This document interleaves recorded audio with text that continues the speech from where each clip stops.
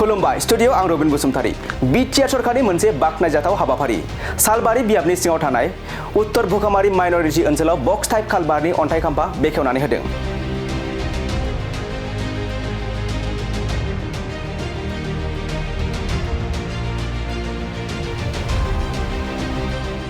थारैनो बिटिआर सरकारा रायजो राजाफोरनि सुबिदानि थाखाय मोनसेनि उनाव मोनसे लामा दालां बानायना होनायखौ जों बे समाव नुनो मोनगासिनो दं।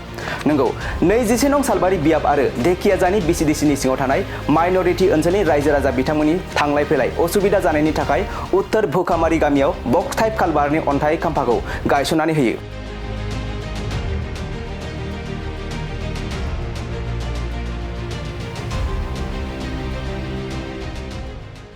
आरो बे अन्थाइ खाम्फाखौ MCLA जय मुसाहारि बिथाङा बाहागो लानानै गावनि आखाइजोंनो बेखेवनानै होदों।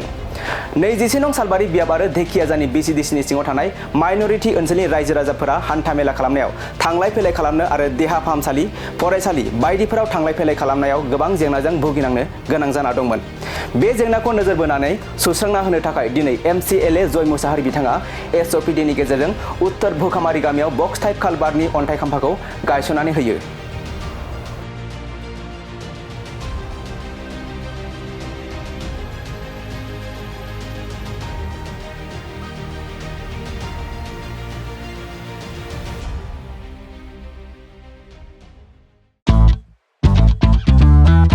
मोनसे गोजोनथाव खौरां क'क्राझार सहरनि JD र'डजों नांजाबनाय सुदेमपुरि गांजेमा बाजाराव थानाय आइ आफा मेडलाइफ BM हस्पिटालाव बेराम सोखानो हानायनि गोबां खाबुफोर दं।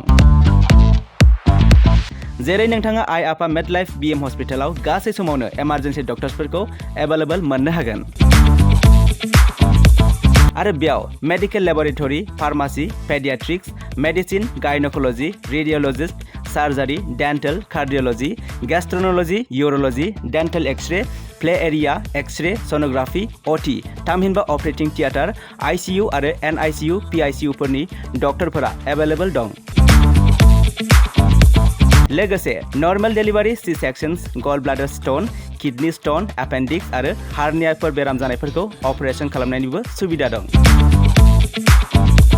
आइ आफा मेडलाइफ BM हस्पिटालाव सप्ताफ्रोमबो फार्मासिजों लोगोसे लेबरेटरि आरो सप्ताफ्रोमबो इमारजेन्सि सार्भिसजों लोगोसे 24 घन्टा जेब्लायबो खुलायै थागोन आरो बेयाव लांलाय लाबोलाय खालामनो थाखाय एम्बुलेन्सनि सार्भिसबो थागोन।